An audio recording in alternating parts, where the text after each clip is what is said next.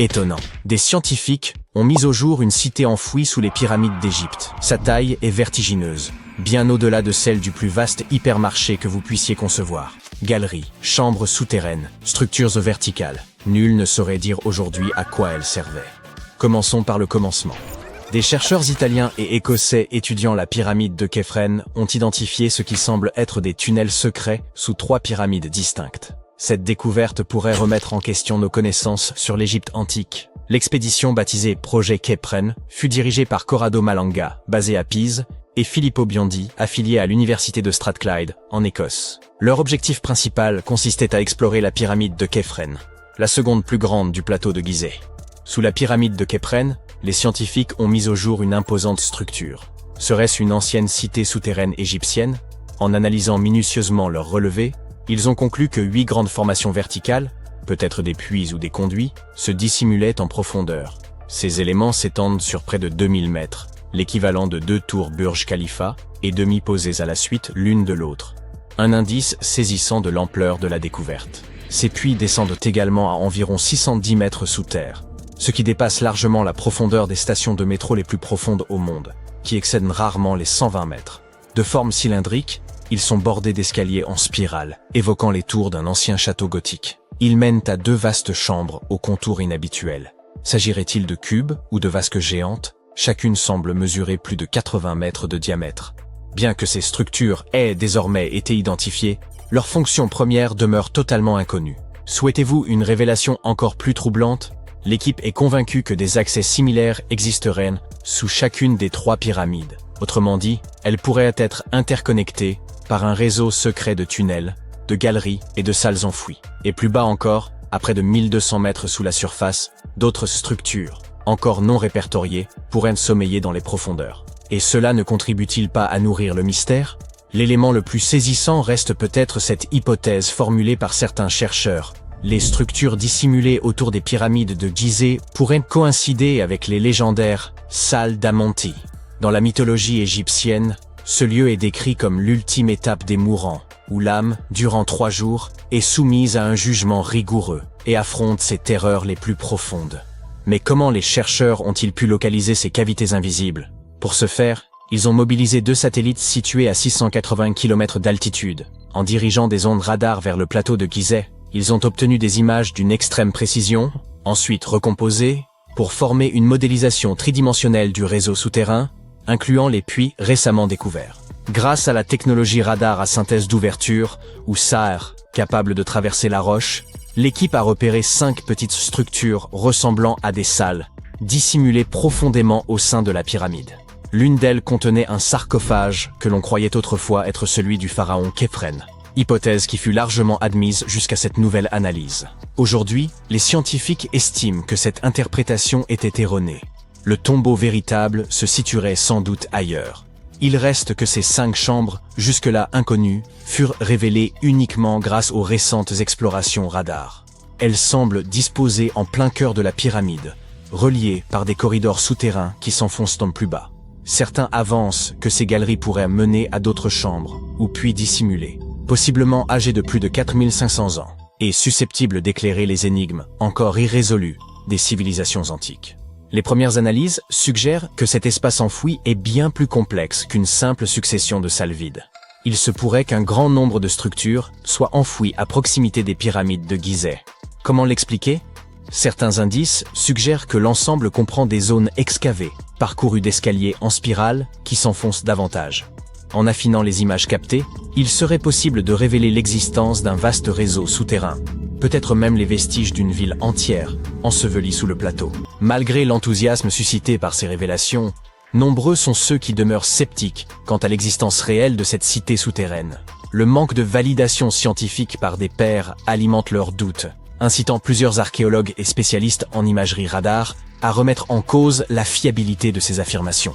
Selon eux, les outils employés pour effectuer ces relevés ne posséderaient peut-être pas la précision technique nécessaire pour restituer des images aussi élaborées de ce qui gît sous la surface. Selon eux, les 5 petites chambres repérées à faible profondeur pourraient n'être que des formations naturelles, d'autant que cette région revêtait déjà une importance rituelle bien avant l'édification des pyramides.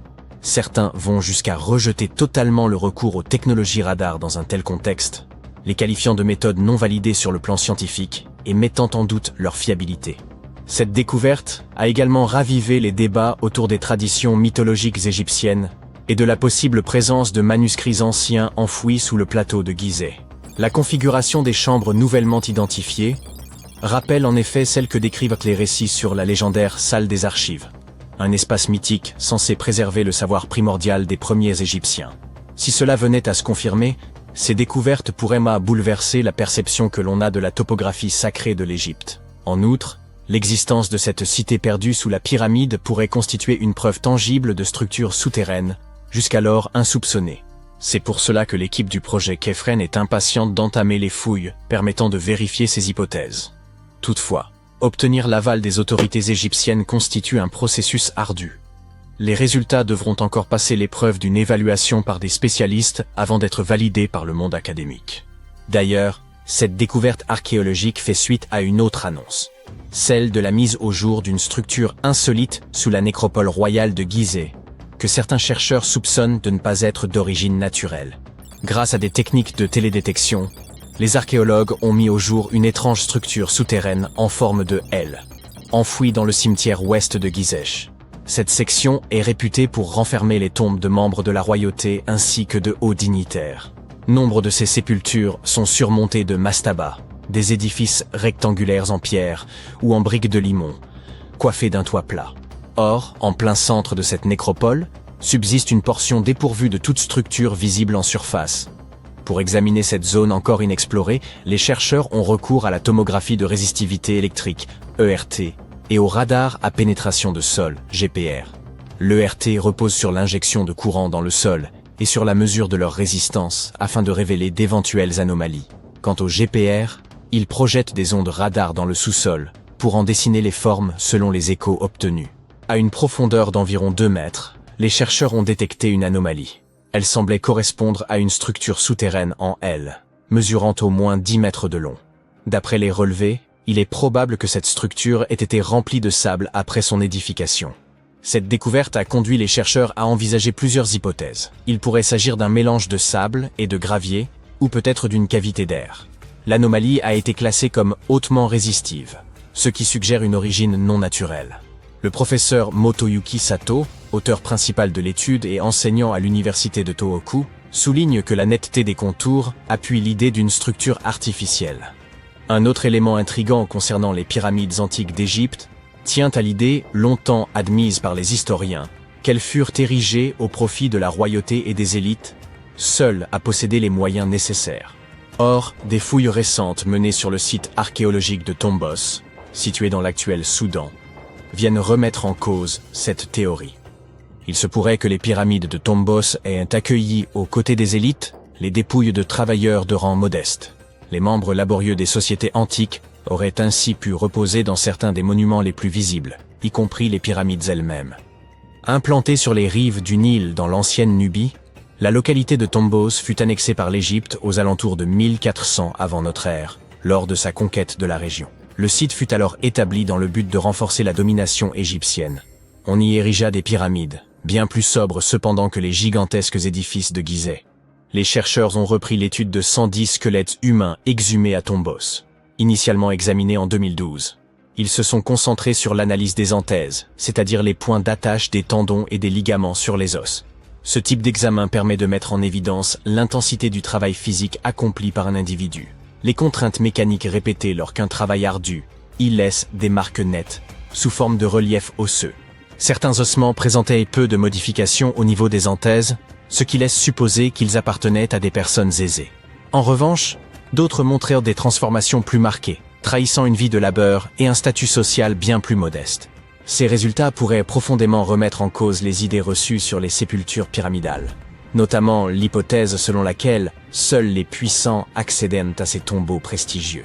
Cette récente étude suggère que des individus d'humbles conditions auraient eux aussi pu se trouver sous les sables de Luxor. Les chercheurs ont mis au jour ce qui semblait n'avoir jamais dû ressurgir. Plus d'1 millier de blocs de pierre finement ornés, vestiges du temple en ruine d'une femme pharaon. Cette découverte soulève des questions troublantes. Pourquoi ce sanctuaire fut-il anéanti? Et qui était donc cette femme? Elle s'appelait Hatshepsut, et l'on reconnaît aujourd'hui en elle l'une des figures les plus remarquables de l'ancienne monarchie égyptienne, bien que l'histoire ait longtemps failli l'effacer. Elle régna au sein de la 18e dynastie, entre 1479 et 1458 avant notre ère. Elle se distingua par de vastes projets architecturaux, des campagnes militaires victorieuses et des échanges commerciaux florissants. Elle fut par ailleurs l'une des rares femmes à avoir porté le titre de pharaon. Il fallut attendre environ 15 siècles avant qu'une autre femme ne monte sur le trône, et ce ne fut autre que Cléopâtre. Le chemin qu'emprunta Hatshepsut pour accéder au pouvoir constitue, sans doute, l'épisode le plus singulier de son histoire. Comme dans la plupart des monarchies héréditaires, la succession en Égypte privilégiait clairement les héritiers mâles. Ainsi, lorsque Thoutmôsis Ier eut pour premier enfant une fille, l'ordre dynastique s'en trouva profondément contrarié.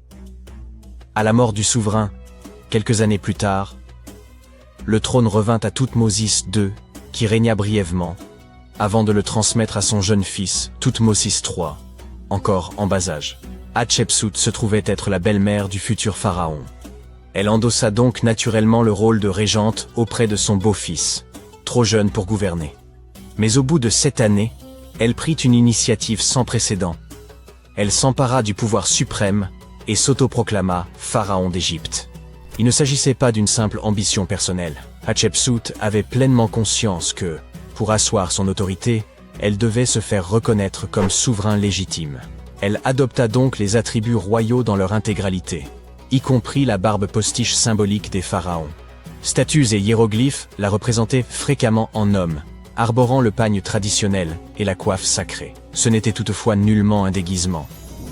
Les spécialistes s'accordent à dire qu'elle n'a jamais cherché à dissimuler son identité. Sur ces statues, on retrouve fréquemment des titres féminins comme « fille de Ré », ainsi que des formules grammaticales mêlant les genres, à l'instar de « Sa Majesté » elle-même. Par ses choix, elle signalait clairement qu'en dépit de l'adoption des symboles royaux masculins, elle assumait pleinement sa condition de femme.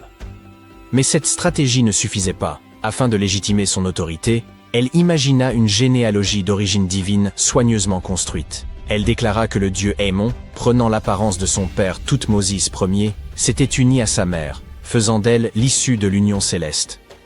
Cette revendication était loin d'être anodine. Les pharaons étant perçus comme des dieux sur terre, le fait de s'associer à Ammon renforçait considérablement la légitimité de son ascension. Les bas-reliefs des temples figuraient de cette naissance divine, Ammon la désignant comme son héritière légitime. Ces récits n'étaient pas de simples mythes, mais des instruments politiques destinés à asseoir son autorité sans contestation. Elle adopta en outre un nouveau nom, Mat-Kare, que l'on peut traduire par « la vérité est l'âme du dieu soleil ».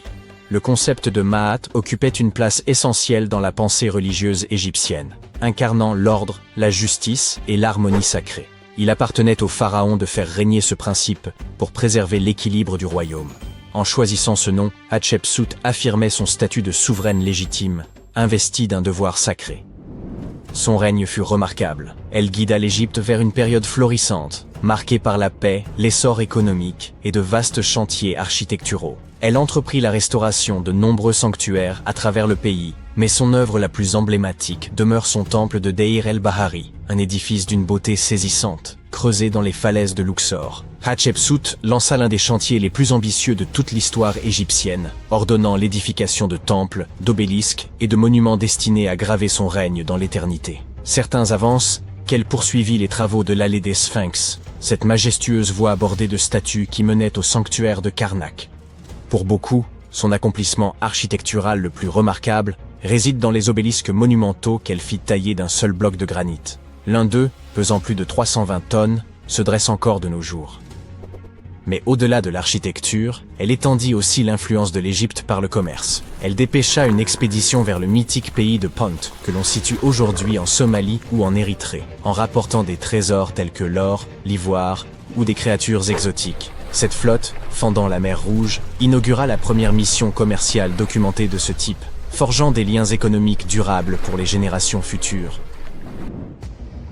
Et pourtant, malgré cette réussite éclatante, un fait troublant survint après la disparition d'Hatshepsut. Son successeur, et beau-fils, Thoutmôsis III, longtemps éclipsé par son règne, prit une décision radicale. Il ordonna l'effacement de son nom de la mémoire collective. Ses statues furent mutilées, ses inscriptions effacées, ses hauts faits attribués à d'autres. Tout se passa comme si elles n'avaient jamais existé. Certains avancent que Thoutmôsis III souhaitait rétablir ses prérogatives légitimes de souverain, tandis que d'autres estiment que ce sont des dirigeants ultérieurs qui, mal à l'aise avec l'idée d'une femme pharaon, cherchèrent à rétablir la suprématie masculine. Mais cette rivalité posthume ne s'arrêta pas là. Le conflit d'influence entre la belle-mère et le beau-fils se poursuivit dans la pierre. Bien après la mort d'Hatchepsout, Thoutmôsis III fit ériger son propre temple tout près du sien, dans la vallée des rois. Toutefois, il introduisit une modification. Son édifice fut bâti 3 mètres plus haut que celui de sa prédécesseur. Ce geste n'avait rien d'anodin. Il s'agissait d'une proclamation symbolique destinée à reléguer son héritage dans l'ombre. Mais l'histoire en avait décidé autrement. Dès le 19e siècle, l'héritage de Hatshepsut commença à refaire surface. Et ce n'est qu'au prix d'enquêtes archéologiques rigoureuses que la pleine mesure de son règne fut enfin reconnue. De nos jours, Hatshepsut est célébrée comme l'une des souveraines les plus marquantes d'Égypte. Son règne, autrefois effacé, a été reconstitué grâce à un flot continu de découvertes archéologiques, démontrant que sa puissance et son influence ne seraient pas si aisément oubliées. Sa sépulture se trouvait cachée à la vue de tous, son corps ayant été déplacé de sa chambre funéraire d'origine dans le dessein de l'effacer de l'histoire. Ce dernier indice acheva de consacrer son héritage, prouvant que même les volontés les plus acharnées d'effacer un pharaon ne sauraient y parvenir. Le majestueux temple de Hatshepsut, le Djeser-Djeserou, constituait une prouesse architecturale remarquable, érigée pour célébrer son règne et affermir sa filiation divine avec le dieu Amon. Mais à sa disparition, son successeur Thoutmôsis III engagea une entreprise méthodique visant à effacer sa mémoire, allant jusqu'à faire démanteler certaines sections de l'édifice. Les historiens débattent encore du motif. Une manœuvre dynastique, une volonté de rétablir l'autorité masculine traditionnelle, ou un moyen de consolider les droits de Thoutmôsis III sur le trône. Peut-être n'était-il qu'un homme vaniteux. Quoi qu'il en soit, la destruction ne fut pas immédiate, mais intervint des décennies après sa mort, ce qui tend à indiquer qu'il ne s'agissait pas d'une vengeance personnelle, mais d'un calcul politique. Pourtant, malgré tous ses efforts, son temple se dresse toujours, tout comme son récit, éclatant témoignage de la première grande souveraine d'Égypte. Quittons à présent Thèbes pour un autre lieu à travers l'espace et le temps. Dakhchour, en Égypte, abrite plusieurs sépultures de personnages de l'Antiquité. C'est en 2107 que des chercheurs mirent au jour une pyramide oubliée depuis longtemps. Conscients de l'importance potentielle de leur découverte, ils contactèrent aussitôt le ministère du Tourisme et des Antiquités. Contrairement à la majorité des pyramides exhumées dans cette région, celle-ci se révélait entièrement scellée. L'extraction de la pierre angulaire exigea une extrême minutie. Lorsqu'ils parvinrent enfin à ouvrir l'édifice funéraire, ils s'attendaient à découvrir une chambre inviolée. Or, ce fut tout le contraire. Le désordre y régnait. Le lieu avait été pillé, et les effets du défunt étaient répandus dans toute la pièce. Pourtant, au cœur de ce chaos, ils mirent au jour un coffret. Grâce aux technologies de balayage les plus avancées, ils purent déchiffrer les hiéroglyphes endommagés qui en ornèrent la surface. Ce qu'ils découvrirent dépassait l'imaginable. Un nom s'y lisait très nettement, celui de la princesse Hatshepsut. La mise au jour de cette sépulture, en 2017, suscita un grand nombre d'interrogations. Des analyses complémentaires révélèrent que les restes n'étaient pas ceux de la célèbre reine, mais d'une autre Hatshepsut, une princesse ayant vécu sous la 13e dynastie égyptienne. Le fait que sa tombe ait été pillée avant même d'être scellée poussa les chercheurs à s'interroger. Les anciens auraient-ils cherché à dissimuler certaines choses liées à cette princesse? Et comment expliquer qu'il n'existe aucune trace d'elle dans les archives de l'Égypte antique? Oh, restez à l'écoute. Une découverte macabre a été faite en Égypte il y a quelques années. Vous voulez en savoir plus? 16 mains humaines, soigneusement enterrées dans 4 fosses sinistres. À première vue, elles ne ressemblaient pas vraiment à des mains humaines, car elles étaient anormalement grandes. Mais c'étaient bien des mains d'hommes. Bizarrement, il n'y avait que des mains droites, aucune main gauche. Et nous avons découvert qu'un ancien rituel très sombre avait eu lieu à cet endroit. L'art et les contes de l'Égypte ancienne parlent d'une cérémonie au cours de laquelle les guerriers présentaient la main droite de leurs adversaires comme preuve de leur victoire et demandaient de l'or en échange. Les Égyptiens croyaient en une vie après la mort, et couper la main de quelqu'un revenait à lui ôter son pouvoir pour l'éternité. S'assurer ce type de victoire était intéressant pour les guerriers. Dans le cas qui nous occupe, le combat avait opposé les Égyptiens aux Hyksos, qui vivaient dans ce qui s'appelait autrefois Canaan. L'Égypte a souvent été le théâtre de découvertes qui ont marqué l'histoire. Et il y a quelque temps, ce papyrus a été retrouvé. Quand on le déploie, il est un peu plus grand qu'un gratte-ciel. Le plus petit gratte-ciel du monde, d'accord. Celui de Wichita Falls, au Texas. À l'époque, les humains n'écrivaient pas sur leur téléphone, ils écrivaient sur cette chose, fabriquée à partir de la moelle du souchet papyrus. Il y a environ 2000 ans, les anciens Égyptiens ont composé quelque chose qui ressemble à un livre. Ils y ont décrit la plupart de leurs traditions funéraires et leur vision de l'au-delà. Ce manuscrit est considéré comme l'un des textes les plus importants de l'Égypte ancienne et il est encore vendu en librairie à ce jour. Il a été exhumé d'une chambre située juste au sud de la pyramide de Djeser, à Saqqara. Eh oui, Djeser est la pyramide la plus ancienne d'Égypte. Ce ne sont pas celles de Gizeh, comme le pensent la plupart des gens. Récemment, le site de Saqqara a été pris d'assaut par des archéologues super enthousiastes qui ont trouvé l'une des plus anciennes momies intactes d'Égypte. Ils pensent que cette momie bien conservée est la dépouille d'un homme fortuné. Elle a été découverte dans un puits profond, recouverte de plusieurs couches de feuilles d'or. De nombreux symboles montrent qu'il s'agissait d'un homme important et riche, comme le bandeau qu'il porte sur la tête, le bracelet sur sa poitrine et le fait qu'il ait été embaumé avec une tunique, ce qui était réservé à la fine fleur de l'Égypte. Mais le plus cool dans cette découverte, c'est que le lieu de repos était toujours scellé au mortier, soit dans l'état dans lequel les Égyptiens l'avaient laissé il y a 4300 ans. Cela peut paraître étrange, mais en 2008, des archéologues ont découvert une pyramide manquante. Elle a disparu parce qu'elle s'est tout simplement détériorée en l'espace de 4000 ans. Aujourd'hui, on ne voit plus que sa base. C'était un site très important dans l'Antiquité. On dit qu'autour de la pyramide, les anciens organisaient une cérémonie très particulière, au cours de laquelle les grands prêtres portaient les restes momifiés de taureaux sacrés.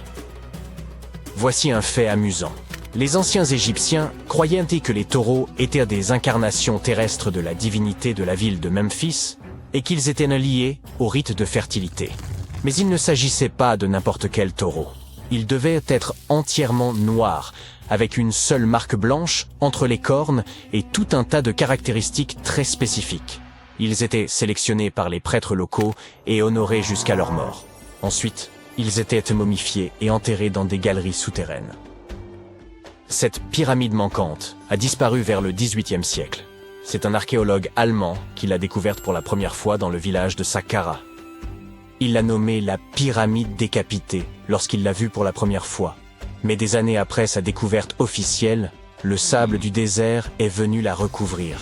On a procédé à quelques fouilles, entre le 19e et le 20e siècle, mais pas de manière systématique.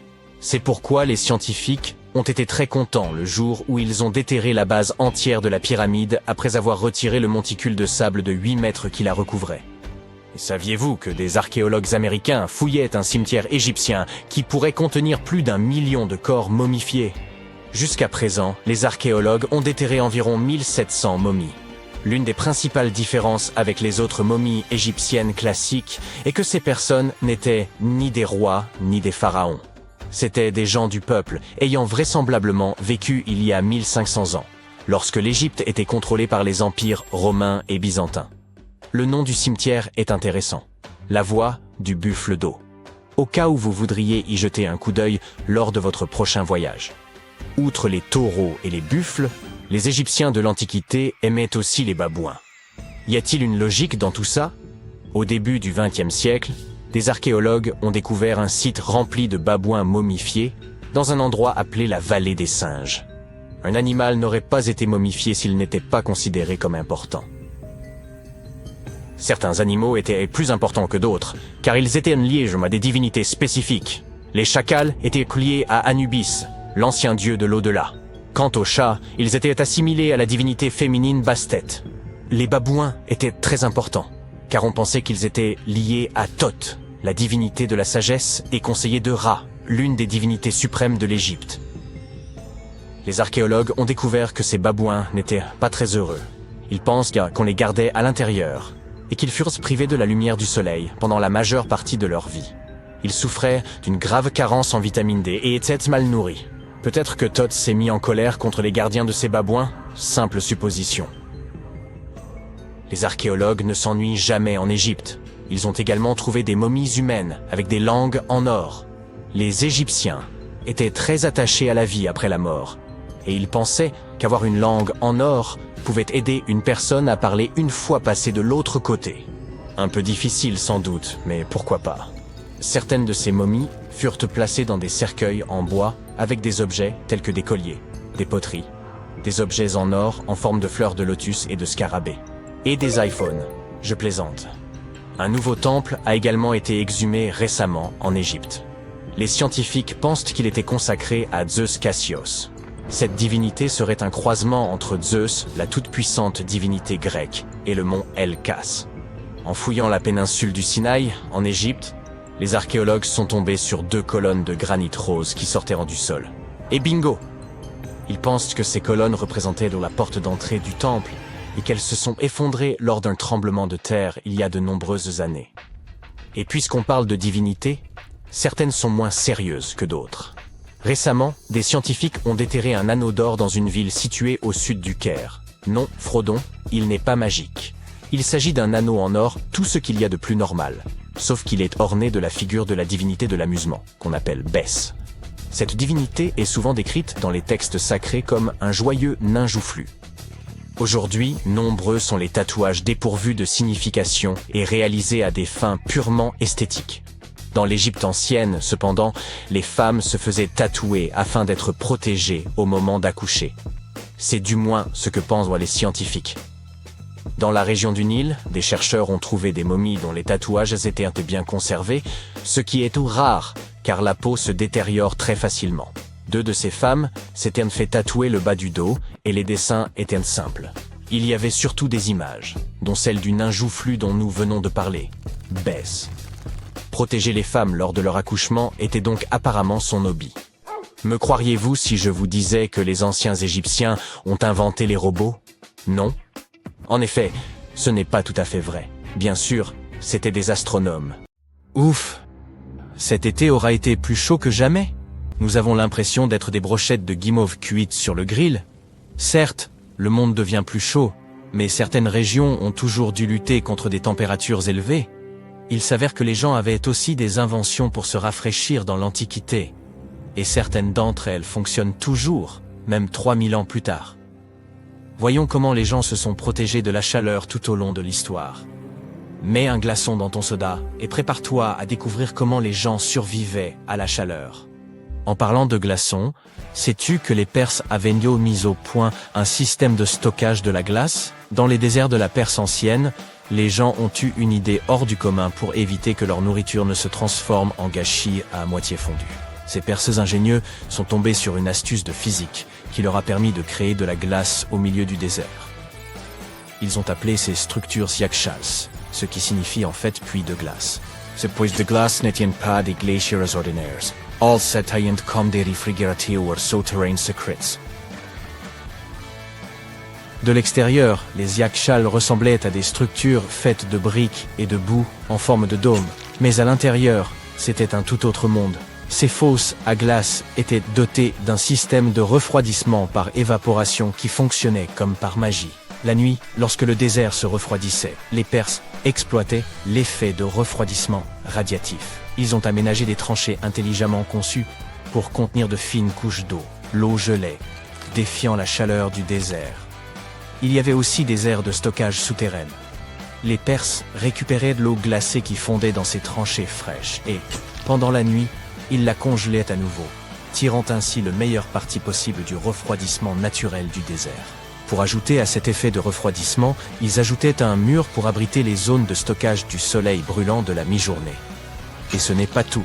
Ils disposaient d'une fantastique structure appelée le Badgair, qui captait la brise et la dirigeait directement vers les fosses de glace. De l'air frais et une brise glacée, la combinaison gagnante. Ils disposaient même de canaux complexes, appelés des kanates, pour acheminer l'eau des montagnes voisines jusqu'aux puits de glace et aux maisons.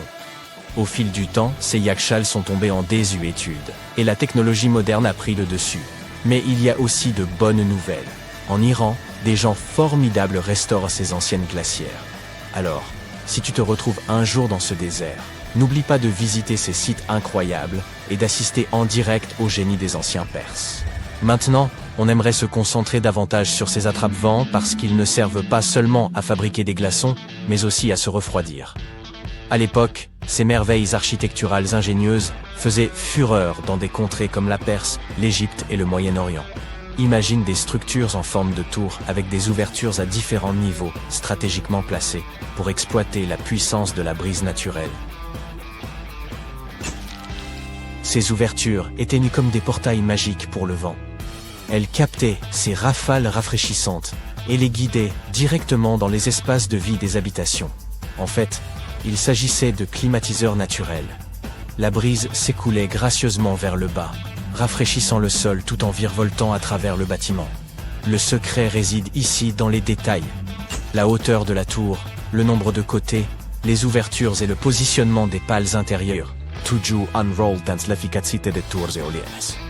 Grâce à ces capteurs de vent, les sociétés anciennes pouvaient profiter de températures intérieures agréables sans trop transpirer. Peux-tu imaginer vivre à cette époque? Sentir la douce brise souffler dans ton palais, te procurant une sensation de fraîcheur et de bien-être? On attribue souvent aux Perses l'invention de ces impressionnants attrape-vents. Mais n'oublions pas l'Égypte. On y trouve des traces de structures similaires, datant de 1300 ans avant notre ère. Oui, l'invention des attrape-vents a peut-être eu lieu dans l'Égypte ancienne, mais c'est à Yazd, en Iran, que l'on trouve le plus grand nombre d'entre eux. Les vents n'auraient pas pu y vivre sans ces anciennes climatiseurs, car il ne pleuvait pratiquement pas dans cette région tout au long de l'année. Observons maintenant ces extérieurs perforés à double paroi. Imagine que tu habilles un bâtiment d'un écran perforé sophistiqué. C'est comme si tu donnais un coup de jeune à l'extérieur tout en gardant la fraîcheur à l'intérieur. Cette technique de génie permet tout d'abord de disperser la lumière du jour sans que les rayons du soleil ne nous aveuglent. L'écran fait également de l'ombre, offrant à l'intérieur du bâtiment un répit bien mérité contre le soleil ardent. Il s'agit en quelque sorte d'un chapeau de plage naturel pour ta maison. En plaçant cet écran à environ 1 mètre des murs extérieurs, on crée un couloir de rêve où l'air frais circule librement. Et bon, ils ajoutent aussi une touche d'élégance au bâtiment. Ces structures sont parfois appelées jali. À Jaipur, en Inde par exemple, la température moyenne pendant la journée est d'environ 38 degrés. Ces structures sont donc cruciales. Les jalis se présentent sous différentes formes, en pierre, en stuc ou en bois. C'est un symbole culturel profondément ancré dans l'architecture indienne. On retrouve sa présence intrigante dans des bâtiments historiques emblématiques tels que le majestueux Taj Mahal et le grandiose Fort Rouge de Delhi. Mais ce n'est pas là qu'une chose du passé. Les jalis sont toujours présents dans l'architecture moderne et leur charme a suscité la créativité d'artistes et de concepteurs du monde entier. Il orne l'extérieur du bâtiment, sa section transversale présentant une ouverture plus grande à l'extérieur et plus étroite à l'intérieur. C'est là que l'effet Venturi entre en jeu pour étaler sa physique. Lorsque l'air s'écoule dans ce passage rétréci, il prend de la vitesse, ce qui crée une différence de pression entre l'intérieur et l'extérieur du bâtiment. L'air soufflant, à une vitesse plus élevée est comprimé, et, lorsqu'il est relâché, se refroidit. Le moucharabier est un treillis ou un écran en bois utilisé au Moyen-Orient et en Afrique du Nord. Ces merveilles décoratives ressemblent à des stores de fenêtres. Mais ils ne se contentent pas d'être jolis, ils sont aussi ingénieux. Ils protègent de ton intimité tout en te protégeant du soleil et laissent entrer l'air frais et la lumière. Certaines personnes adjoignent également des pots en terre cuite remplis d'eau, de sable ou de paille humide à leur création. Lorsque l'air chaud passe par les trous, il traverse également la surface poreuse du pot. L'humidité contenue dans le pot s'évapore et rafraîchit l'air. Il s'agit d'une technique peu coûteuse idéale pour les climats chauds et secs. Elle est respectueuse de l'environnement et ne nécessite pas d'électricité. Très bien, avançons rapidement jusqu'à aujourd'hui. Les concepteurs font preuve de créativité et associent la sagesse traditionnelle à la technologie moderne. Les tours Al-Bahar d'Abu Dhabi ne sont pas en reste. Imagine plus de 2000 panneaux hexagonaux qui dansent au gré des mouvements du soleil pour ombrager l'intérieur du bâtiment. L'évaporation de l'eau était une autre arme secrète des anciens, simple mais très efficace. De plus, les Égyptiens de l'Antiquité suspendèrent des tapis et des rideaux mouillés dans l'embrasure des portes. Lorsque l'air passait à travers eux, ils se refroidissaient, ce qui permettait de se protéger du soleil brûlant. Les architectes de l'Antiquité étaient bientôt passés maîtres dans l'art de maximiser la circulation de l'air. Ils savaient comment assurer une ventilation transversale et laisser l'air chaud s'échapper tout en invitant de l'air plus frais à l'intérieur. Si l'on se reporte sur la Rome antique, les bains publics étaient l'endroit en vogue à l'époque. Les gens s'y réunissaient pour discuter de politique, faire du sport et bien sûr se baigner pour se détendre. Le frigidarium était l'endroit le plus frais des thermes romains. Après un bain de vapeur dans le caldarium, les Romains se précipitaient dans cette piscine géante pour se détendre. Dans certains endroits, comme la Cappadoce en Turquie, les gens se sont déplacés sous terre pour s'abriter de la chaleur. Ils y ont creusé des maisons douillettes, à même la roche volcanique, exploitant les pouvoirs de refroidissement naturel de la Terre. La leçon à tirer est donc simple. Les architectes et les concepteurs peuvent créer des merveilles en combinant les traditions locales et des technologies de pointe. La vallée de la mort, en Californie, s'enorgueillit d'avoir la température la plus élevée, officiellement enregistrée à ce jour, avec 57 degrés en 1913. Quant au record de chaleur en Afrique, il s'élève à 55 degrés, relevé en 1931 à Kébili, en Tunisie. En Europe, la température la plus élevée jamais enregistrée a atteint près de 49 degrés en Sicile en août 2021. Nous savons que les anciens Égyptiens étaient assez talentueux pour construire des édifices aussi grandioses que les pyramides, mais étaient-ils suffisamment intelligents pour mesurer la vitesse de la lumière? Une théorie circulant en ligne le suggère. Si vous comparez ces deux chiffres, vous verrez qu'ils correspondent parfaitement. Le premier est la vitesse de la lumière dans le vide en mètres par seconde, et le second est la latitude de la grande pyramide de Gizeh. Alors, était-ce intentionnel ou s'agit-il juste d'une coïncidence? Heureusement, nous pouvons vous assurer qu'il s'agit simplement d'une coïncidence, et non d'une autre théorie du complot. La Grande Pyramide n'est qu'un des nombreux endroits sur Terre partageant cette latitude.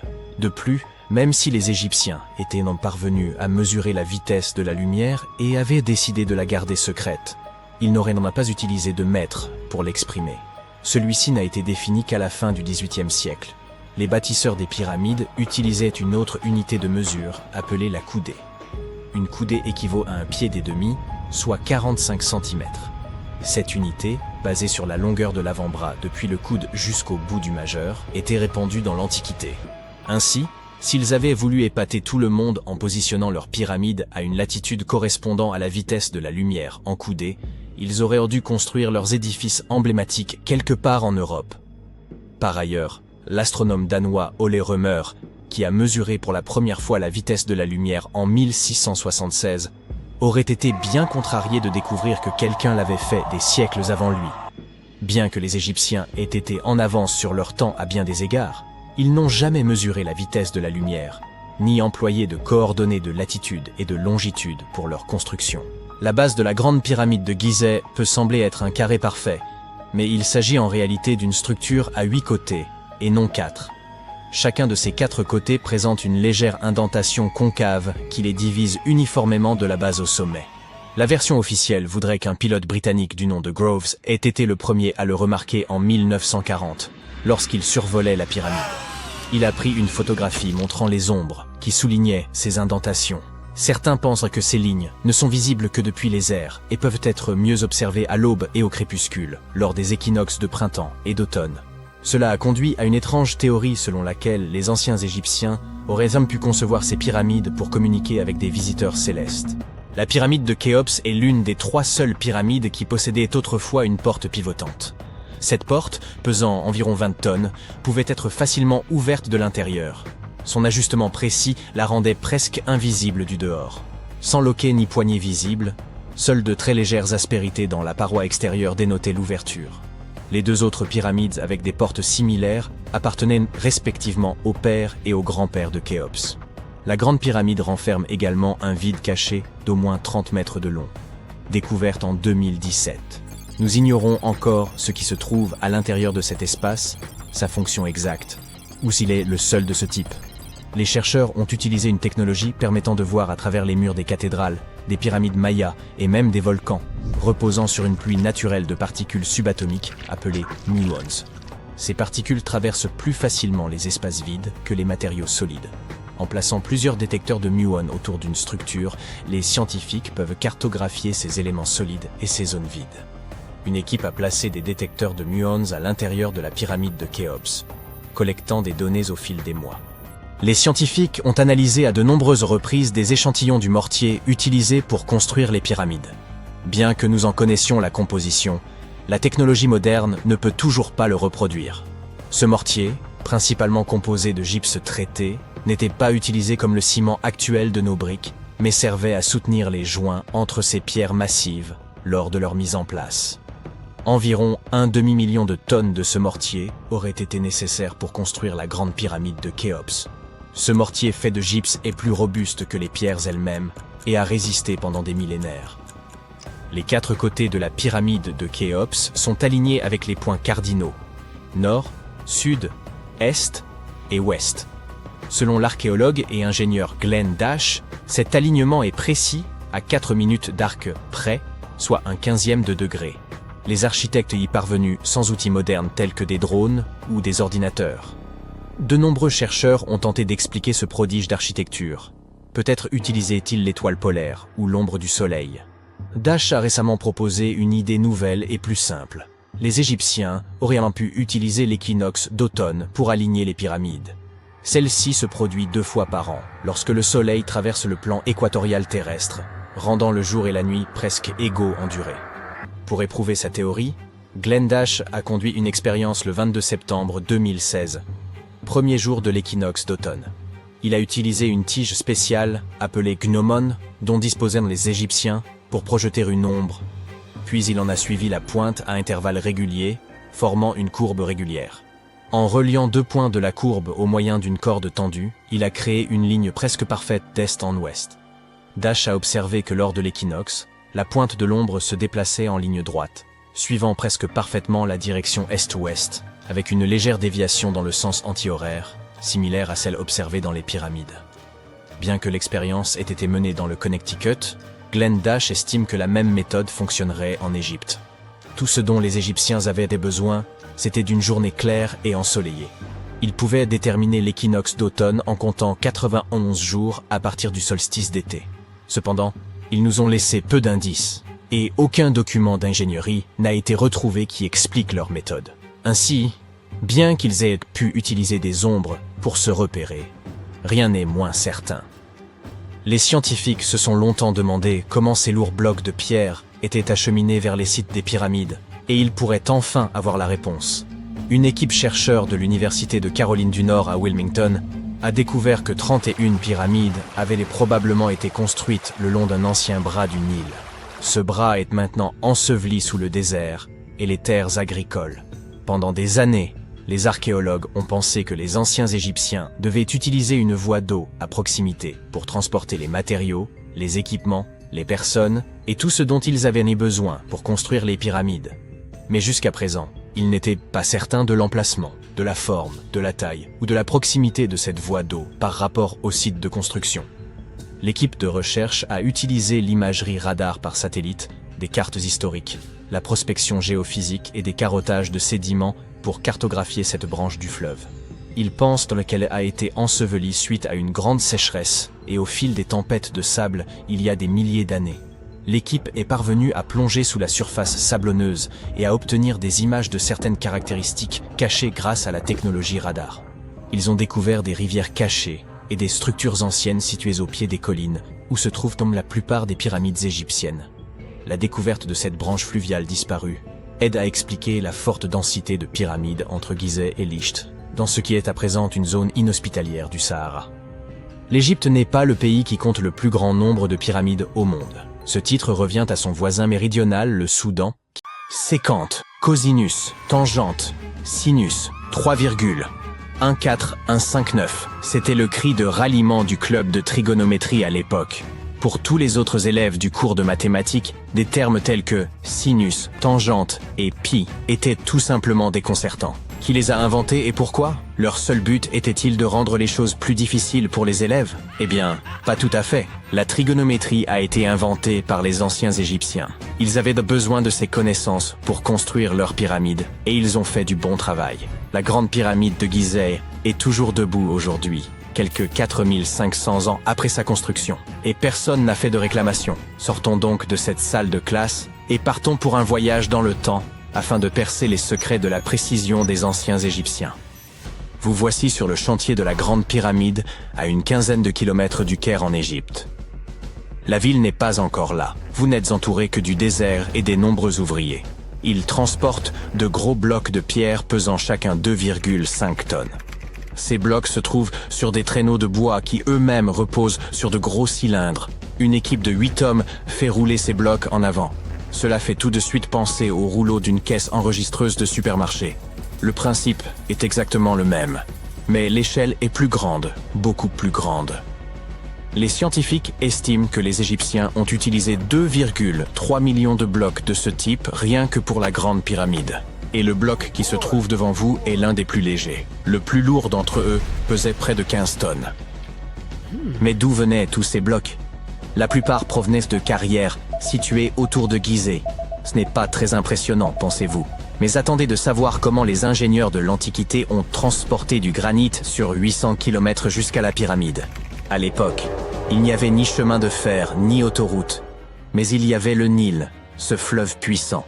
Les chercheurs pensent même que les Égyptiens ont creusé un canal pour relier le Nil directement au site de construction des pyramides. Il suffisait alors d'attendre le début de la saison des crues, et le tour était joué. La montée des eaux faisait flotter les lourds blocs de pierre. Mais comment ont-ils ensuite soulevé tous ces énormes cailloux sur la terre ferme pour les empiler ainsi jusqu'au sommet? Disposaient-ils de grues gigantesques? Les anciens Égyptiens ont contourné ce problème, littéralement. L'un des ouvriers vous montre maintenant la rampe géante qui fait le tour de la pyramide qu'ils sont en train de construire. C'est ainsi qu'une route de montagne se ferait un chemin en zigzag jusqu'au sommet. Si la rampe rejoignait directement le sommet de la pyramide, les ouvriers ne pourraient pas s'en servir pour tirer les blocs de pierre. Elle serait trop abrupte. Les scientifiques ont calculé que l'inclinaison maximale était de 8%. Les anciens Égyptiens ont donc simplement prolongé la rampe autour de la pyramide. Encore une fois, il ne s'agit que de théorie, car la rampe aurait pu se trouver à l'intérieur de la pyramide, comme le suggèrent certains chercheurs. La méthode de construction exacte reste un mystère, gardé jalousement par le Sphinx. C'est son vrai nom, n'est-ce pas? Eh bien c'est faux. Le grand Sphinx n'est que le pseudonyme de la statue. Vous savez, ce nom que prennent les écrivains lorsqu'ils veulent se cacher leur véritable identité, ou le nom de scène d'un chanteur. Le véritable nom du Sphinx, traduit de l'égyptien, signifie Horus à l'horizon. C'était le nom de la divinité égyptienne du ciel. Le mystère ne s'arrête pas là. Un homme passe devant vous avec un seau de peinture.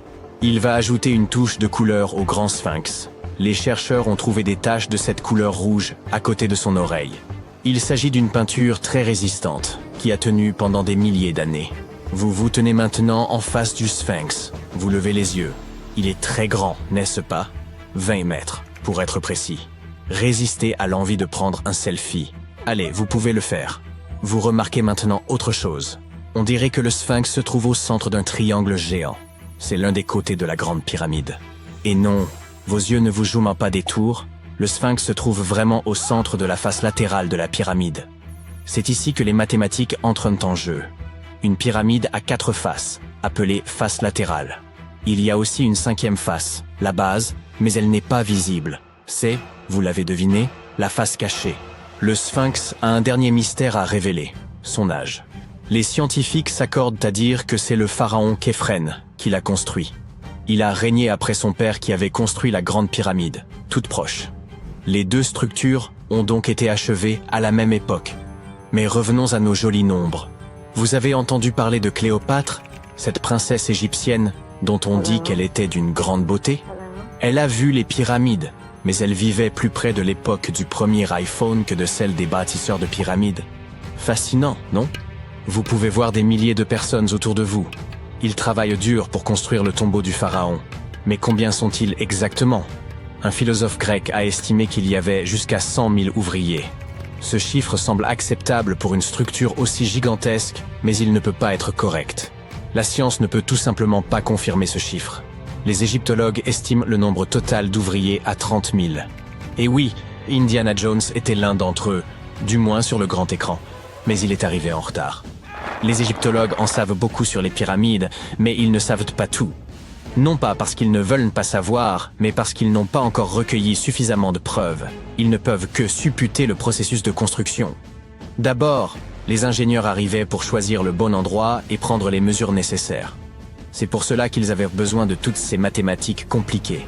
Ensuite, il fallait s'approvisionner en matériaux, les gros blocs de pierre dont j'ai parlé plus haut. Les bateaux les livraient à l'emplacement de la future pyramide, et les ouvriers pouvaient enfin s'atteler à la tâche. Ils travaillaient en petits groupes, mais ils étaient au moins 2000 à ciseler et à sculpter à tout moment. Cela ressemble à un chantier d'aujourd'hui? C'est très similaire, mais ça se passe il y a des milliers d'années. Il est étonnant de voir ce que les Égyptiens de l'Antiquité étaient capables de réaliser avec des outils en cuivre et en pierre. La pyramide est maintenant terminée. Mais s'agit-il de la même pyramide que celle que nous voyons aujourd'hui? Pourquoi cette structure brille-t-elle sous le soleil du désert? N'est-elle pas censée être d'un jaune poussiéreux? Eh bien non. Au fil du temps, l'activité humaine et les éléments ont complètement décapé la couche extérieure des pierres. Des artisans experts avaient poli ces blocs en utilisant uniquement de la pierre et du sable. Le résultat final était une pierre lisse et brillante. Le jour de son achèvement, la grande pyramide de Gizeh était un triangle de lumière parfait. Ses faces polies étaient crantaux comme des miroirs géants, reflétant le puissant soleil égyptien. C'est à ce moment-là que vous devez mettre vos lunettes.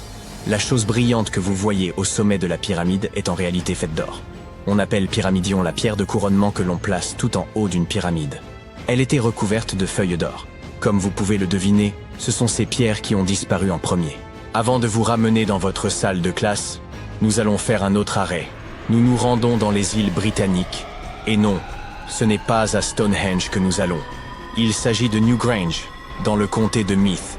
Les scientifiques estiment que les anciens peuples d'Irlande ont construit ce monument de pierre aux alentours de 3200 ans avant notre ère. Il est donc plus ancien que Stonehenge et que la grande pyramide de Gizeh. La fonction du monticule circulaire de Newgrange est la même que celle de la grande pyramide et est tout aussi mystérieuse. On estime à plus de 220 000 tonnes le volume de pierres détachées présentes dans la vallée. Et il ne s'agit pas de pierres jetées au hasard sur une pile. L'ordre dans lequel elles sont disposées rend la structure imperméable. Cela expliquerait comment Newgrange a pu tenir si longtemps. N'avez-vous pas soudain envie de vous procurer un étui bien étanche pour votre téléphone? Vous êtes de retour à votre pupitre. Mais le cours de mathématiques d'aujourd'hui est la dernière chose à laquelle vous pensez. Vous pensez à la grandeur des pyramides égyptiennes. Et vous vous demandez si nous avons quelque chose de semblable aujourd'hui. Eh bien, sachez que les ingénieurs modernes sont tout aussi impressionnés que vous par la grande pyramide. On trouve une pyramide de verre dans la cour principale du célèbre musée du Louvre à Paris. Le panorama de San Francisco ne serait pas complet sans la Trans-America pyramide de 48 étages. Mais c'est à Las Vegas que l'on est allé le plus loin. C'est dans cette ville que se trouve l'hôtel Luxor. Il est très grand. C'est même la 3e plus grande pyramide de la planète. Et devinez ce qui se trouve juste devant. Oui, une réplique du Sphinx. Elle mesure 33,5 mètres de haut, soit 2 étages de plus que celle de Gizeh. Eh oui, tout est plus grand à Las Vegas. Lorsqu'on se figure une scène épique dans le désert, avec son soleil écrasant, ses dunes infinies et ses oasis presque surnaturelles, il est naturel d'imaginer le mythique Sahara, n'est-ce pas? Pourtant, que diriez-vous si l'on vous apprenait qu'il y a 11 000 ans, cette vaste mer de sable brûlant avait une apparence radicalement différente? Bien sûr, personne n'était là pour en témoigner. Mais on raconte qu'à cette époque, ce que nous appelons aujourd'hui un désert était un véritable Éden, parsemé de lacs, de rivières, de prairies verdoyantes et même de forêts. Alors, où donc est passée toute cette eau? Il existe de nombreux récits sur ces temps anciens où les déserts étaient recouverts de jungles et de forêts luxuriantes, jusqu'à ce qu'un bouleversement, qu'il s'agisse de changements climatiques ou de séismes titanesques, transforme ces terres fertiles en dunes arides. Mais que penseriez-vous d'une hypothèse selon laquelle le Sahara aurait été transformé en désert par les activités humaines et des chèvres? Au fil des millénaires, le Sahara a connu des alternances marquées entre périodes humides et sèches, principalement en raison de légères variations dans l'inclinaison orbitale de la Terre, influençant la quantité de rayonnement solaire reçu par l'atmosphère. Il y eut même des phases appelées « périodes humides africaines », où des pluies abondantes métamorphosaient ce paysage aride en un écrin de verdure éclatante. Cependant, entre 8 et 4500 ans avant notre ère, un phénomène inhabituel a bouleversé la région. Certaines zones sont passées d'un climat humide à un climat aride bien trop rapidement pour que cela puisse s'expliquer uniquement par des variations orbitales. En un laps de temps relativement bref, le Sahara verdoyant a laissé place au désert que nous connaissons aujourd'hui. Si vous interrogez les scientifiques sur la raison de ce changement, ils évoqueront sans doute une mauvaise paramétrisation des données. Ce jargon pourrait sembler nébuleux, alors permettez-nous de traduire. Cela signifie qu'eux-mêmes n'en sont pas sûrs et qu'il leur manque encore plusieurs pièces du puzzle. En analysant d'anciens échantillons de sol et de pollen, les chercheurs ont cependant relevé une tendance intrigante. Là où des pasteurs, des humains accompagnés de leurs bêtes domestiques, avaient dû séjourner, la végétation semblait se modifier. À croire que chaque fois que ces hommes et leurs troupeaux traversaient des étendues verdoyantes, ils ne laissaient derrière eux que broussailles et paysages désertiques. Quelle ironie! Il semble en effet que le surpâturage pratiqué par ces populations ait contribué à assécher l'atmosphère, car les plantes, en libérant de l'humidité, participent à la formation des nuages. Cette déforestation aurait intensifié l'ensoleillement, précipitant ainsi la fin des périodes humides. Par ailleurs, il est probable que nos ancêtres aient fait un usage excessif du brûlis pour accroître leurs terres, accélérant davantage l'avancée du désert.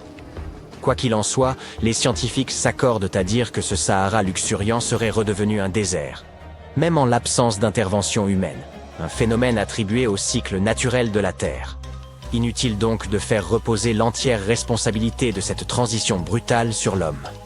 Ce changement pourrait simplement refléter les interactions entre la végétation et les cycles de poussière. Il reste difficile de déterminer les causes de ces changements, tant les facteurs sont interconnectés. Lors de la dernière période humide, le Sahara abritait des chasseurs-cueilleurs. Avec son assèchement progressif, ces populations se sont tournées vers l'élevage pour subvenir à leurs besoins, mais il est tout aussi envisageable que le surpâturage ait contribué à accélérer la dégradation des paysages. Alors, quelle est la véritable origine de ce phénomène? L'œuf ou la poule? Dans ce cas précis, l'humain ou la vache? Les preuves disponibles aujourd'hui ne permettent pas encore de trancher. De nos jours, on peut affirmer que l'eau ne constitue plus un problème insurmontable dans le Sahara, malgré son immensité désertique et le fait que l'air des forêts verdoyantes soit révolu. La technologie offre des solutions inédites, comme le bassin de Nubie, le plus vaste réservoir d'eau souterraine au monde. Ce trésor hydraulique, situé sous la bordure orientale du désert, s'étend sur 4 pays du nord-est de l'Afrique, le Soudan, le Tchad, la Libye et l'Égypte. Il couvre environ 2 millions de kilomètres carrés et contient près de 150 000 kilomètres cubes d'eau souterraine. Il suffit de voir les infrastructures déployées lors de sa mise en œuvre. C'est le plus grand projet d'irrigation de la planète, rendant possible une vie prospère au cœur du Sahara. Mais imaginez vivre dans le Sahara avec une unique source d'eau. Cela paraît inconcevable, n'est-ce pas? Pourtant, les anciens Garamantes y sont parvenus, non seulement en survivant, mais en prospérant pendant près d'un millénaire, malgré l'absence de moussons ou de rivières alimentant leurs refuges désertiques. Ces ingénieux pionniers ont été les précurseurs de la vie urbaine au cœur des sables, au point d'attirer l'attention des Romains, qui ne pouvaient qu'admirer leur génie. Tandis que beaucoup les considéraient comme de simples nomades, les Garamantes bâtissaient un véritable empire sous l'un des climats les plus hostiles de la planète. Mais quel était leur secret? Ils ont fait preuve d'une remarquable ingéniosité en creusant un vaste réseau souterrain pour exploiter un aquifère de grès gigantesque. Ils extrayaient littéralement chaque goutte d'eau de la profondeur des dunes. Mais des études récentes révèlent que, bien qu'ils fussent laborieux et ingénieux, les Garamantes ont également bénéficié d'une bonne dose de chance. Les Garamantes disposèrent d'un aquifère souterrain qui acheminait l'eau jusqu'à une colline où ils mirent en place plus de 500 foggiaras, des systèmes d'irrigation remarquables, certains s'étendant sur plus de 4 km. Ces dispositifs fonctionnaient comme une paille, permettant l'irrigation de leur culture pendant près d'un siècle, d'autant que de faibles précipitations suffisaient à recharger le système. Cependant, le manque de pluie finit par épuiser cet aquifère. Pour en exploiter à nouveau les ressources, Il aurait fallu creuser davantage de tunnels et mobiliser un plus grand nombre d'ouvriers. Une tâche complexe dans un contexte marqué par des pénuries alimentaires et hydriques. Vous devinez sans doute ce qu'il advint des Garamantes dans de telles conditions.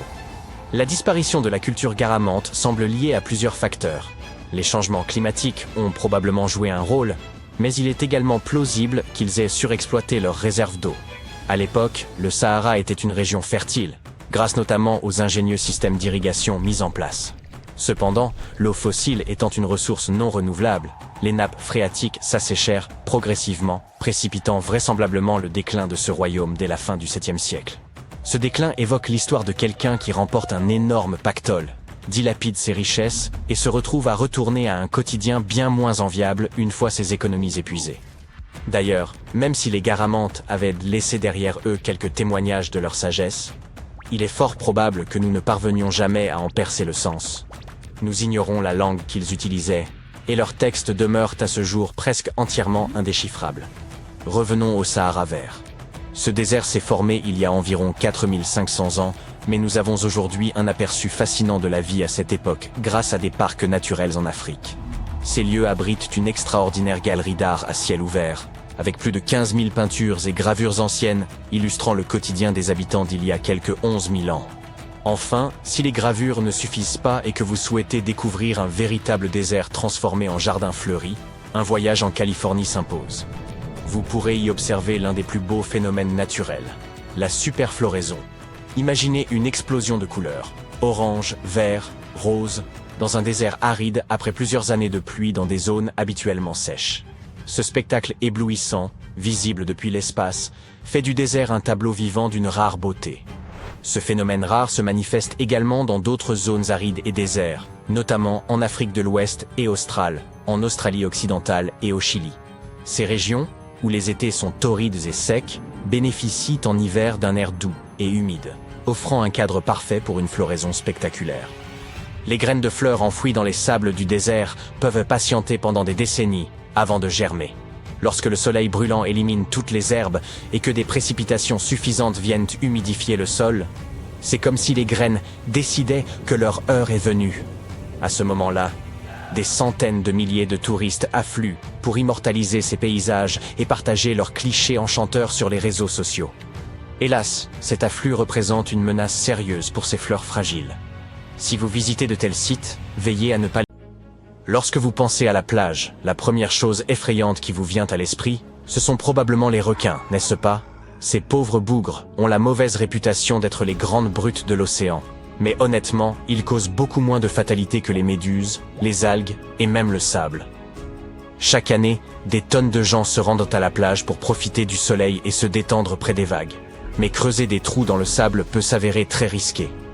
En février 2024, un incident tragique s'est produit. Une fillette de 7 ans s'est retrouvée piégée à la suite de l'effondrement d'un trou d'environ 1,5 mètre de profondeur qu'elle avait creusé avec son frère. Malgré les efforts des passants pour la secourir, les secours sont arrivés trop tard.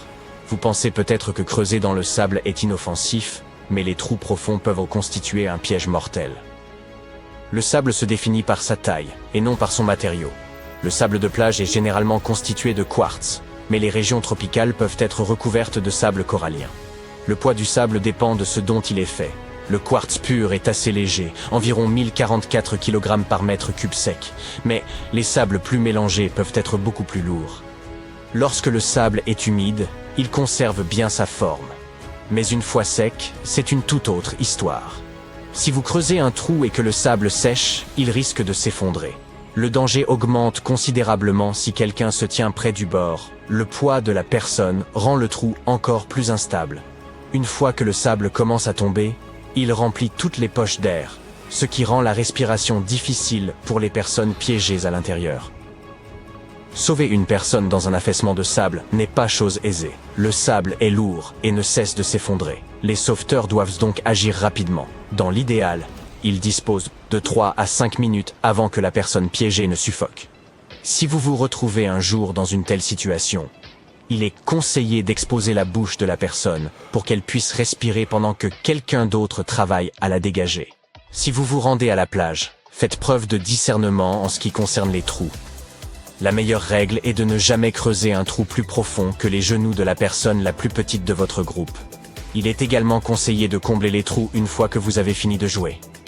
Quelqu'un pourrait trébucher facilement dans un trou oublié, et même un trou peu profond peut causer des blessures. Entre 1997 et 1207, les trous dans le sable ont coûté la vie à 31 personnes aux États-Unis. Oui, en 10 ans seulement. Vous vous souvenez que je vous ai dit que les requins étaient responsables de moins de décès? De 1997 à aujourd'hui, en 27 ans, 29 personnes ont trouvé la mort prématurément aux États-Unis à cause des requins. Se rendre à la plage et n'y trouver qu'un tas d'algues? Une vraie déception. Mais si certaines algues sont tout à fait acceptables, même à déguster, d'autres peuvent me présenter de graves risques pour la santé, même si vous ne faites que vous en approcher. Les proliférations d'algues, ou marées rouges, se produisent lorsque les algues se développent de manière débridée. Ces efflorescences peuvent libérer de vilaines toxines qui sont néfastes pour les humains, les poissons, les crustacés et même les oiseaux. L'une des efflorescences algales les plus connues se produit presque chaque été sur la côte du golfe de Floride. Même celles qui ne sont pas toxiques peuvent perturber l'écosystème. Lorsque les algues se flétrissent et se décomposent, elles consomment tout l'oxygène de l'eau, laissant la faune et la flore marine littéralement à bout de souffle. Il faut absolument éviter de consommer des coquillages provenant de zones touchées par ces proliférations d'algues toxiques. En 1990, 6 pêcheurs ont failli connaître une fin tragique après avoir englouti des moules cuites à la vapeur qu'ils avaient ramassées près de Cape Cod, dans le Massachusetts. La baignade dans ces eaux ne présente pas toujours un risque sérieux pour la santé, mais elle reste déconseillée. Certaines personnes peuvent souffrir d'irritations cutanées ou de démangeaisons oculaires. Veillez également à ne pas vous baigner à proximité de poissons morts, car les bactéries nocives peuvent proliférer. Et si vous commencez à vous sentir bizarre après être entré dans l'eau, il est préférable de sortir et de vous rincer à l'eau douce immédiatement.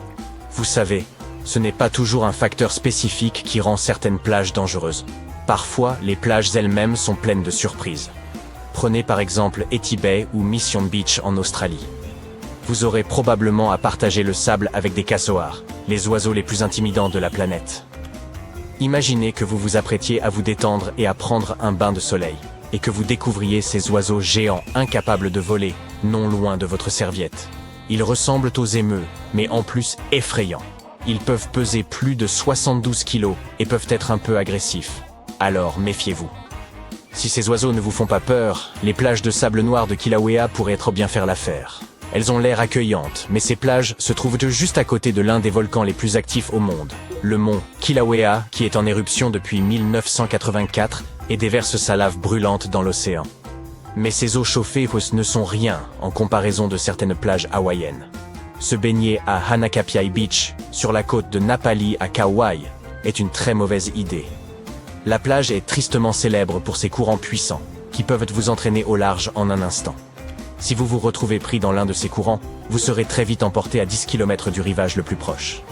Les registres officiels font état d'au moins 30 décès, mais un panneau situé sur place en dénombre plus de 80. Les courants d'arrachement tirent l'eau vers le large et peuvent rapidement entraîner des personnes et des objets loin des eaux peu profondes, situées près des plages. En général, ils se déplacent à une vitesse comprise entre 1,6 et 3,2 km par heure, mais ils peuvent atteindre les 8 km par heure. Les meilleurs nageurs professionnels ne sont pas aussi rapides. Ces courants sont particulièrement violents lorsque le ressac est important. Mais il ne faut jamais sous-estimer une étendue d'eau. Vous pouvez également trouver des courants d'arrachement à l'embouchure des rivières, dans les estuaires, et même à proximité des jetées. Il peut être difficile de les repérer. Si vous remarquez une zone d'eau agitée à la surface de l'océan, il s'agit peut-être d'un courant d'arrachement. Ces courants ne sont pas propres à un endroit particulier. On en trouve partout dans le monde. À Playa Zipolite, au Mexique, à Fraser Island, en Australie. La liste est longue. Un autre danger lié à l'eau est celui des vagues de bord. Il s'agit de vagues violentes qui viennent s'écraser directement sur la plage, souvent sur le sable. Imaginez la force d'une voiture venant s'écraser sur votre corps. C'est un peu ce que l'on ressent lorsqu'on rencontre une vague de bord. Ces vagues peuvent causer de graves blessures, en particulier au cou et à la colonne vertébrale, même si elles n'ont pas l'air énormes. Hawaï est réputé pour ses intenses vagues de bord, en particulier dans des endroits comme Keiki Beach, où les surfeurs se lancent à l'assaut du vent à la recherche de sensations fortes. Si vous vous rendez sur une plage hawaïenne, Gardez un œil sur les vagues de bord et guettez toujours les sauveteurs. Les personnes qui aiment nager, jouer ou plonger dans l'océan sont souvent victimes de piqûres de méduses. Leurs longs tentacules libèrent du venin par l'intermédiaire de milliers de petits dards acérés. Cependant, pour nous, les humains, ce venin n'est généralement pas très grave. Oui, c'est très désagréable, car la brûlure peut être intense et notre peau rougira un peu. Mais c'est tout. Vous ne verrez même plus la zone piquée au bout de quelques jours.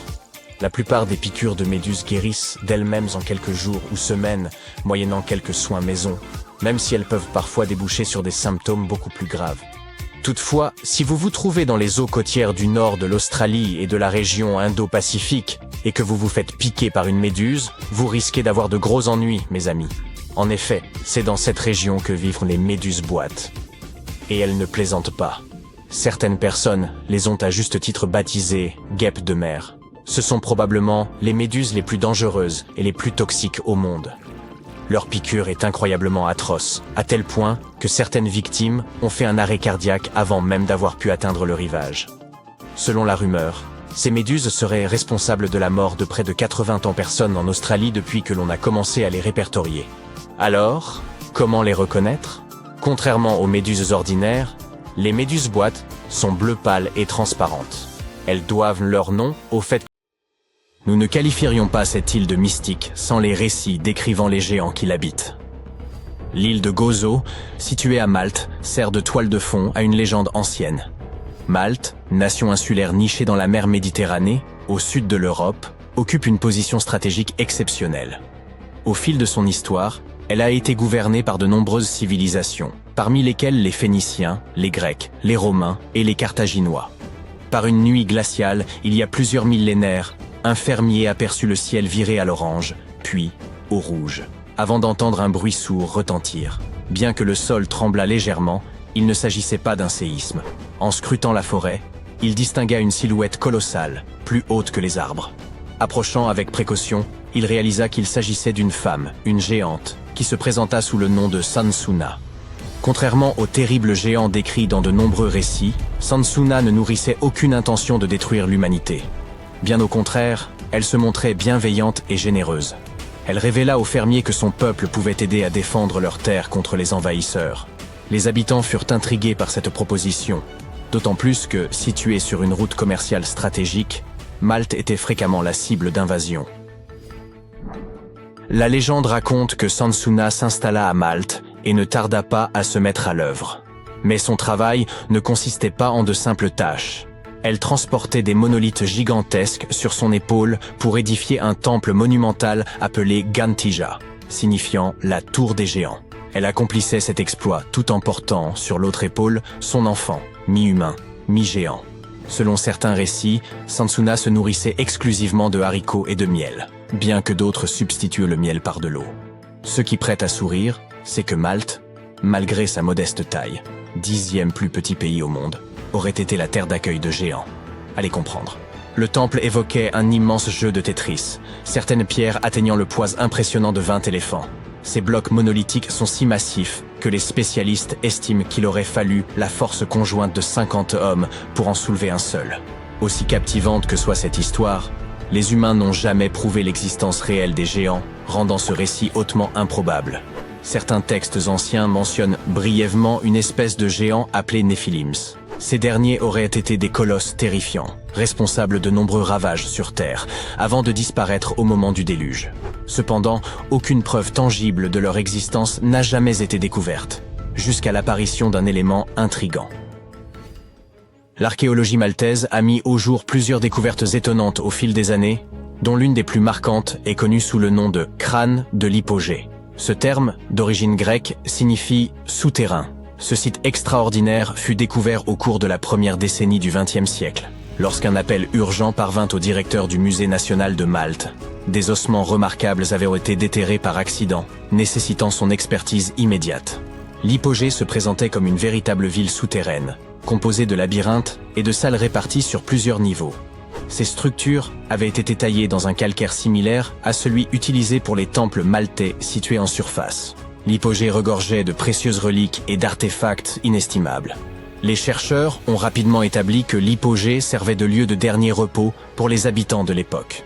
Parmi les découvertes figuraient de nombreux ossements, squelettes et surtout des crânes. Ces derniers n'étaient pas des crânes humains classiques, mais appartenaient à la catégorie dite allongée. Plus intriguant encore, ces crânes ont été dissimulés au public pendant de nombreuses années, alimentant des spéculations et donnant naissance à une multitude de théories. Cette découverte a constitué un tournant pour l'archéologie maltaise, même si les scientifiques se sont retrouvés démunis face à cette énigme. Certains se sont interrogés sur l'origine de ces crânes, se demandant s'ils étaient naturels ou avaient été altérés, en sachant que certaines cultures utilisaient des techniques de déformation crânienne. D'autres chercheurs ont évoqué des hypothèses plus audacieuses, allant des petits hommes gris aux géants légendaires. Certains suggèrent même que ces crânes allongés pourraient être des sculptures dédiées à des divinités venues d'ailleurs.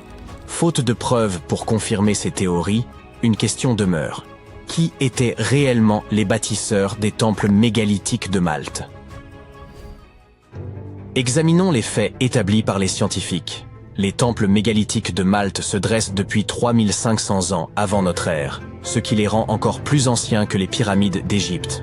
La véritable énigme réside dans le fait que ces édifices aient été érigés bien avant l'apparition de l'écriture. Pourtant, leur construction nécessitait des compétences technologiques avancées que l'on peine à expliquer. Le temple de Gantija semble défier toute logique humaine par son ampleur. Le temple sud possède un couloir bordé de 4 salles ovales, évoquant la forme d'un grand trèfle. Dans l'une de ces salles, les archéologues ont découvert des autels ornés de motifs en spirale. Ces structures, vraisemblablement utilisées à des fins rituelles, témoignent de l'importance des pratiques spirituelles chez les premiers Maltais. Le temple nord, bien que similaire dans sa conception, est plus modeste et dispose d'une entrée si basse qu'elle oblige les visiteurs à se courber pour y pénétrer. Ce détail pourrait symboliser un geste de déférence envers les divinités vénérées en ces lieux. Il est difficile de ne pas s'interroger sur les raisons mystérieuses qui ont poussé ces bâtisseurs à créer un temple d'une telle envergure. Peut-être ont-ils enrôlé l'un dragon de Daenerys pour déplacer ces monolithes? Bien sûr, il ne s'agit que d'une plaisanterie. Mais saviez-vous que les célèbres portes de Medina, à Malte, avaient servi de décor pour Port-Réal dans l'épisode 3 de la première saison de Game of Thrones? Quoi qu'il en soit, revenons aux géants. La théorie selon laquelle ces lieux avaient une vocation rituelle a gagné en crédibilité lorsque les archéologues ont mis au jour des figures énigmatiques surnommées les Dames Grasses. Ces petites statues, au corps rond et au visage reflétant une grande joie de vivre, semblent témoigner d'un certain hédonisme. Ces statues rappellent étrangement une version miniature de Sunsuna, la géante évoquée précédemment. Les scientifiques estiment qu'elles figuraient probablement le bien-être et la prospérité. Leur existence atteste non seulement des compétences artisanales avancées des anciens Maltais, mais aussi de l'intentionnalité de leur construction et de leurs créations artistiques. L'une de ces œuvres, connue sous le nom de « La Dame endormie », est une pièce d'art néolithique représentant une femme de forte corpulence, allongée sur le côté, semblant dormir paisiblement. Après des analyses approfondies, les chercheurs ont supposé qu'elle incarnait la grande faucheuse. Découverte dans l'hypogée, un vaste lieu de sépulture, cette statue se distingue des autres dames grasses, notamment par sa coiffure et sa jupe ornée de broderies. Une autre statue intrigue particulièrement. Elle représenterait une femme mesurant 2,50 m de hauteur, accompagnée d'un fragment du bord de sa jupe. Sa découverte, pour le moins inhabituelle, remonte à 1915, lorsqu'un agriculteur, gêné dans son travail par de larges blocs de pierre, invita le directeur du Musée national de Malte à venir les examiner. Pour certains, cette trouvaille constitue la preuve de l'existence de Sunsuna, tandis que d'autres restent sceptiques. Et ce n'est pas tout. L'endroit où cette statue gigantesque a été trouvée abritait l'un des sites archéologiques les plus impressionnants de Malte, les temples de Tarsien. Construits à partir de blocs de calcaire, certains mesurent dans 6 mètres de haut et pèsent environ 20 tonnes. En poursuivant ces fouilles, le directeur du musée, un certain Zamit, découvrit plusieurs sites similaires, tous composés de pierres mégalithiques.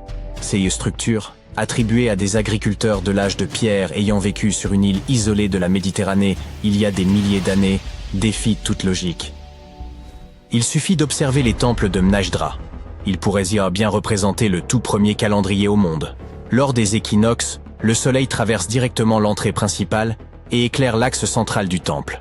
Quant au solstice, ils offrent 2 variations remarquables. Pendant le solstice d'été, les rayons illuminent le bord du mégalithe, situé à gauche de l'entrée, tandis qu'en hiver, ils se déplacent vers la droite. C'est là une démonstration fascinante de précision astronomique. Et que dire des structures de Al-Tarxien, déjà mentionnées? Ce complexe est considéré comme le plus ancien de tout Malte. Il a été édifié pour permettre des offrandes animales aux divinités. Une théorie confirmée par la découverte de nombreux ossements enfouis dans le sol. Les fouilles ont également révélé une riche collection de motifs en spirale, suggérant que les habitants utilisaient également cet espace pour des rituels religieux. Vous survolez le désert du Sahara à bord d'un petit avion léger lorsque vous apercevez quelque chose de vraiment étrange. Cela semble appartenir à un monde très différent de celui qui se trouve sous vos yeux, à l'océan. Mais quel océan peut être assez grand pour abriter une étoile de mer aussi monstrueuse? Vous descendez et vous vous rendez compte qu'il ne s'agit pas d'une étoile de mer, mais d'une dune imposante dont la forme est tout à fait unique. Et il y en a d'autres. De loin, ces magnifiques structures de sable ressemblent un peu à des pyramides. Elles ont un sommet pointu et des branches en étoile. Portant le nom de dunes étoilées, ce sont les plus grandes et les plus complexes dunes au monde. Les chercheurs ont découvert des formations similaires sur Mars, et même sur Titan, l'une des lunes de Saturne. Les dunes étoilées ne sont pas très rares. Elles sont particulièrement répandues dans le sud-est du Maroc, près de la frontière avec l'Algérie.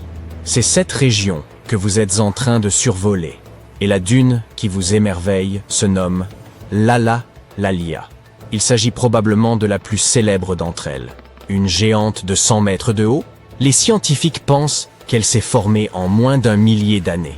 Que diriez-vous d'aller explorer ces formations singulières?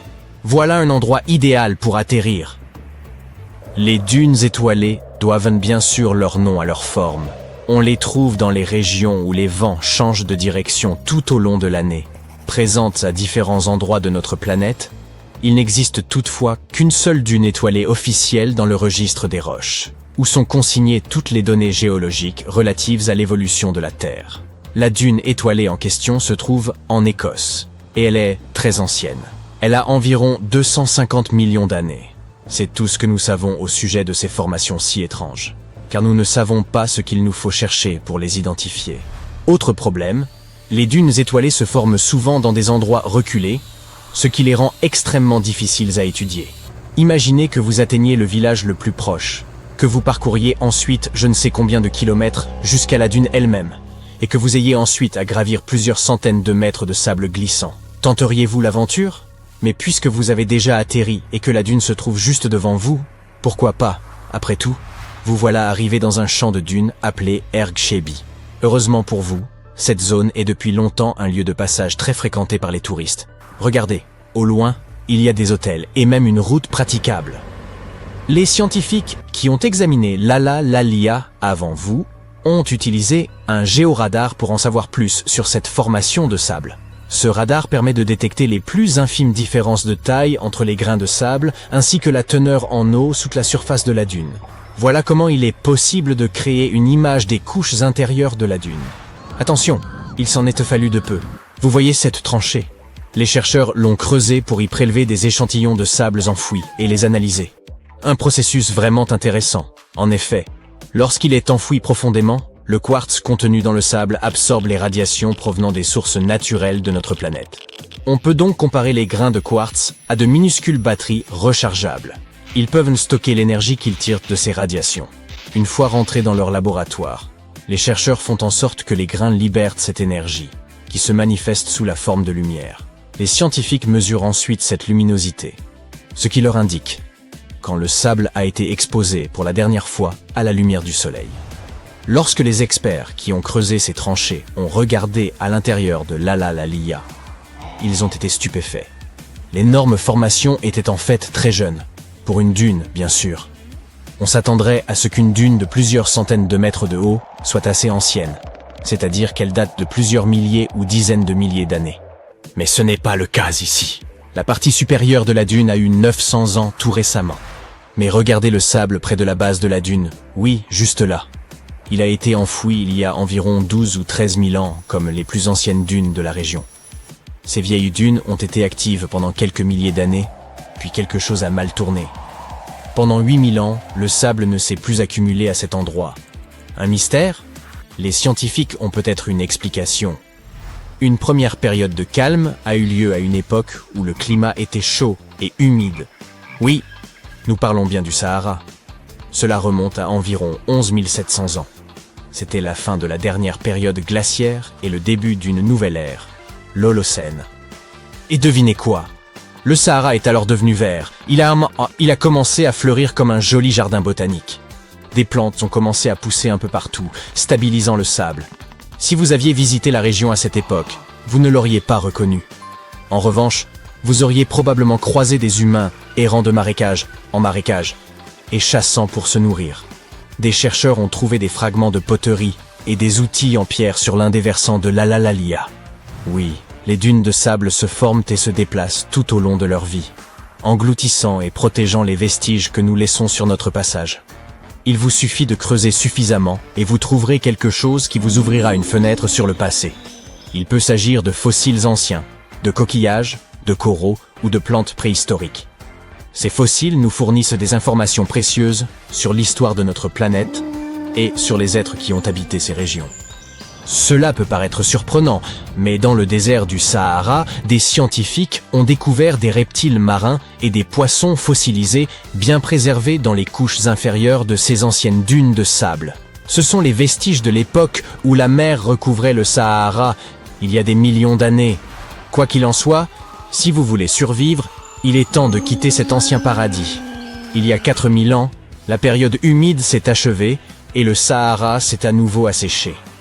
Notons que notre dune n'a pas commencé à se former tout de suite. Pendant un certain temps, le sable s'est déplacé ici et là, mais ne s'est pas accumulé. Il est également possible que la dune ait commencé à se développer à un autre endroit. C'est une théorie intéressante.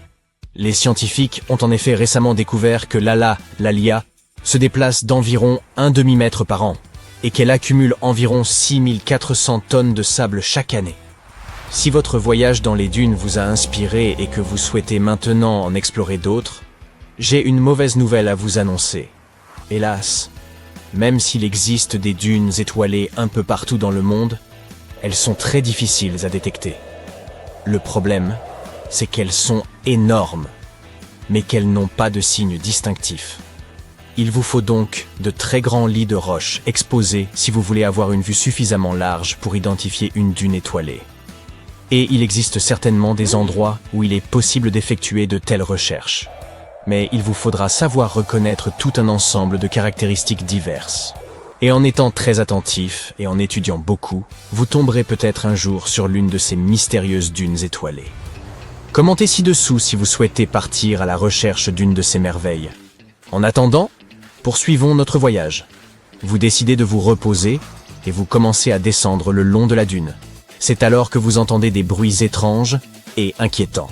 Y a-t-il des fantômes dans les environs? Ne vous inquiétez pas, vous êtes en sécurité. Avez-vous déjà entendu parler d'un phénomène appelé sable chantant? En descendant une pente sablonneuse, vous déplacez les grains de sable qui viennent se frotter les uns contre les autres, créant cette sinistre musique. À chaque pas, le sable sous vos pieds s'anime comme un chœur de fantômes sifflant et chuchotant. Ces bruits vont du bourdonnement sourd aux gémissements aigus. C'est comme si une symphonie d'un autre monde résonnait dans les dunes. Mais bien sûr, les scientifiques ont leur propre explication. Ils attribuent ce phénomène aux bonnes conditions atmosphériques, ainsi qu'à la taille, à la forme et à la teneur en eau des grains. Vous avez presque atteint le pied de la dune, mais attention à ne pas glisser. Lorsqu'une dune de sable atteint un certain degré d'inclinaison, elle forme une pente, et elle devient très glissante. Cette pente se trouve généralement du côté sous le vent de la dune et à l'abri du vent dominant. Les grains de sable commencent à s'accumuler du côté exposé au vent, rampant lentement le long de la pente douce de la dune. À un moment, ils atteignent le sommet.